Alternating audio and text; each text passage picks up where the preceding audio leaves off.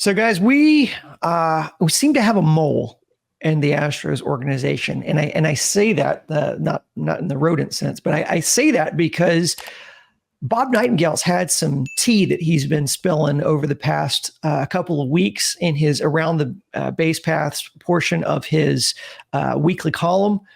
We know we reacted to some of that, some of the comments about how much the players are missing Dusty Baker's calming influence in the locker room. Now we're seeing the latest from Nightingale here. I'm just going to read this from his article. The Astros plan to give rookie manager Joe Espada plenty of time to see if they can turn their season around, particularly with their pitching injuries. But two prominent players have privately expressed complaints about Espada's communication skills in recent weeks. So right now, there's a couple of Astros players that feel Espada's not vibing with them. Charlie, what's your initial reaction to that? Those ne'er-do-wells, Victor Caratini and Greg Kessinger, stop your grumbling. Now, look, this is all in the shadows. We have no idea what crosses the threshold to qualify as a prominent Astro player. Is it a player who's playing horribly and naturally grumpy and let's try a little blame shifting? Or is it someone just thinking, boy, he was our buddy when he was the assistant coach. Now that he's the head coach, right, in terms of NBA terms, and he's making calls that I don't love all of them. What happened to my guy, Joe? So I don't know what to make of this other than that when the team is failing, right, if an individual is failing, this is the kind of stuff that you're going to have. I don't think Joe Espada has distinguished himself as some sort of tactical wizard, but that he has been inept and overmatched. I mean, through 40 games, he's tried 34 different lineups because too many guys haven't been hitting. So you try to mix this, mix that, move a guy up, move a guy down. I credit the effort trying to find a rhythm, try to find a stride from the jump when he said, you know what, I want Jordan up more. I'm going to hit him in the 2-hole and Tucker in the 3-hole. So, you know, when it's not going well, there's going to be grousing and bitching and moaning. If this turns into a bigger story, then I'll think there's more to it that matters. For me, it makes me think back of that Dusty Baker comments that Nightingale made a couple weeks ago. Like, remember about how the loss of Dusty Baker is having a negative impact on the team, and where he didn't have any quotes or any names attached to that narrative about the Astros. Like, where are you getting this from? Is it somebody in the organization? Is it a player? But he's not saying anything. And in this same article, you don't have any names attached to it. There's nothing that you can really, pin it to, which is hard to believe it. But also, it wouldn't surprise me. And the first name that occurred to me when I heard this I was like, I bet it's a Boris client, probably Bregman, because he hasn't been playing that great, and they moved him down in the lineup. And then I was listening to the Flagship, and they had a discussion. I don't know if it's a rumor. Take this with a grain of salt. I'm like Nightingale here. I don't have anything to prove this to. I just heard them talking about it on the Flagship, that Bregman had an issue with being texted that he was moving down in the lineup, not having a different kind of communication about that. Like I said, just something I heard on the Flagship. I don't have any proof, nothing like that. But that would make some sense to me. The other player, I was like, I don't know who that would be. I was trying to think of other Boris clients. I don't think it would be Altuve. But either way, I mean, they're not playing well. It's a new manager. Some guys are going to maybe have some rumblings. But I think Nightingale's kind of making more out of this than that's really there. I think when they start playing better, all this stuff will go away. And to Charlie's point, overall, I've been pretty happy with the moves that Espada's made, not waiting too long to move Abreu down in the lineup and make some changes. And I mean, which one of us would have been like, yeah, Pena needs to be hitting fourth on this Astros team in 2024? Who would have said that before the season started? But if you look at the numbers, hey, he has one of the best batting averages in baseball. And they do talk about that pass the baton thing. Well, your cleanup hitter doesn't have to hit 40 home runs, especially on this team. They just need to keep getting on base, not hitting into double plays, killing rallies, things like that. So I like that Espada's hasn't waited too long to, hey, let's try something else. This is not working. And everybody was complaining about, oh, Yordan hitting second. That's why they're not scoring runs this year. That's the big problem with the batting order. Well, you've moved Yordan to third, and he's really not performing any better, especially as of late. So maybe it's just about the guys producing when they had the opportunities and just getting your best hitters, the guys that are hitting the best right now, get them towards the top of the lineup. And that's what Joe's doing. When you're the manager, right, the one-loss record is yours. And if there's not going to be some accountability for it, I guess blame in bad times, credit in good times, what's the point of having a manager? And, this is the big time, Joe. You're culpable for taking some arrows slung your way. But, I mean, is it on Joe Espada that through 40 games of the season, Josh Hader overall, terrible. Thank you. Ryan Presley overall, terrible. Thank you. Yordan Alvarez had a month that it would have fit right in within the context of Martin Maldonado's hitting career. Is it on Joe Espada that season to date, Yordan Alvarez in the clutch has been for hunger, a 158 batting average, 6 for 37 with runners in scoring position, that Alex Bregman belongs in AAA the way he has played so far this season? I'm not saying send him to AAA, but he's worse than a replacement level player so far this season, right? This A's series, Abraham Toro, done nothing in a couple of stops, Astros included, moved around. He's playing rings around Alex Bregman as he's splitting time with the A's between third base and second base. So, if that's all on Joe Espada, if Dusty Baker or Connie Mack was the manager this year, all those issues wouldn't be there, that they're all on Joe Espada. Well, then you put one over on me.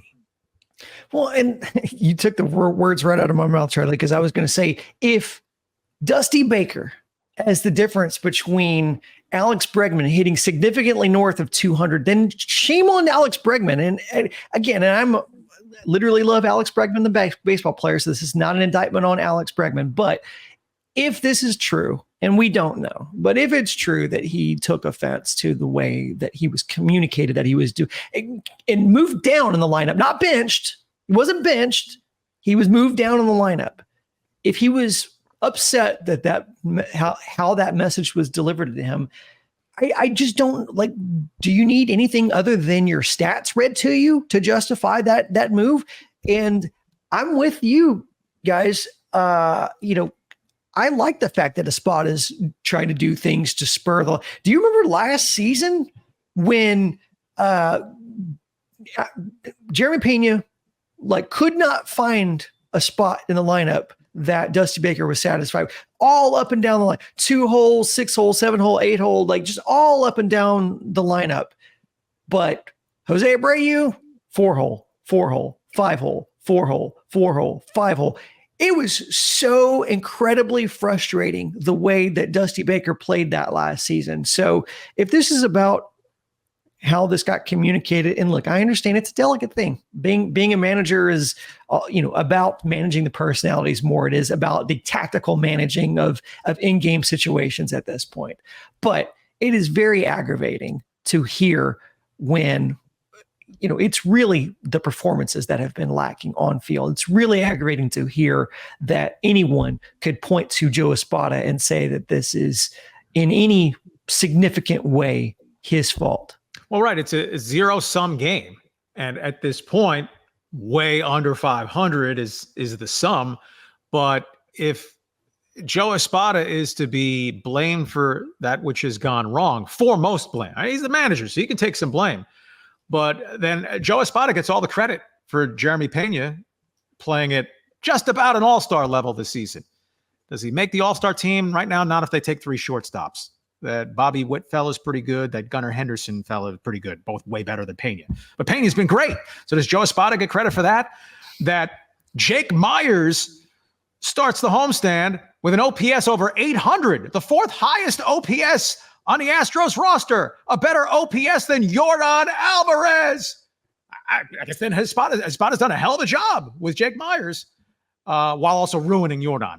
So it comes back to the individual player performances, right? This isn't football where if you're the head coach and or offensive coordinator, your scheme, your play calling, the talent always matters. but a more direct bearing on what happens on the field is a byproduct of plays called in football than they are the manager running out this player or that player. I think it's interesting. We talked about this on the podcast last week about why is Bregman the only guy that can continue to perform at this low level and he doesn't get dropped in the batting order. Like everybody else gets moved around. Abreu had an incredible career and they're hitting him 8th. They didn't have a problem with that, but they didn't want to drop Bregman below 4th. And I thought it was very interesting. It was a day or two after we did the podcast. Dana Brown was on the flagship and he was asked, like, why doesn't Bregman get moved down? Everybody else gets, is he some kind of sacred cow? I think was the question, something like that. And then Dana said, I could see, that's Joe's call, but I could see Bregman getting moved in the batting order. That very night, he was hitting 6th. So this is something the Astros, Dana Brown, Joe Espada, they're talking about. It's nice to see, though, that Bregman isn't getting some kind of special treatment. It's nothing against Bregman. It's just, perform or we're going to move you down in the order. And that's what we brought up on this podcast last week. I was like, if we know Bregman's a notoriously slow starter, and this year it's been worse than ever, why is it that you just put him in at 3rd or 2nd or 4th or whatever and just ride it out for a month and a half of the season every year when you know that's the trend? Why not put him at 6th and then wait for him to get hot and then move him up when his play dictates that? So I'm glad this was talked about. They're in such a bad spot this year. They are so far behind. They can't screw around and worry about people's egos or that kind of. You got to win games now. You got to put the most runs on the board you can now. You can't worry about people's feelings anymore. This season's going to be over. Part of the problem in grappling with that is, other than the way Bregman played the first quarter of the season, anybody else above him in the order, save Abreu while he was here, would be an upgrade judged by the results so far in the season. But that Bregman is 30 as opposed to Abreu 36, 37. I don't think anyone's fundamentally thinking Alex Bregman's washed up. He's just played like a washed up player through the season's first 40 games.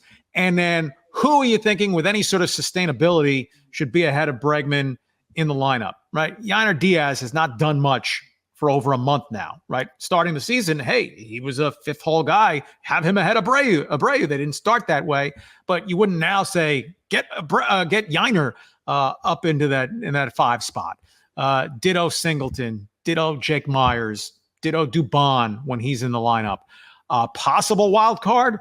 Chas McCormick was terrible before he went to the injured list. His OPS barely over 600.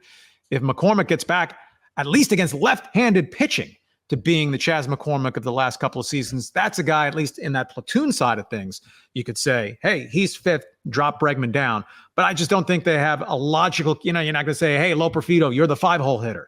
So it's been kind of Bregman by default.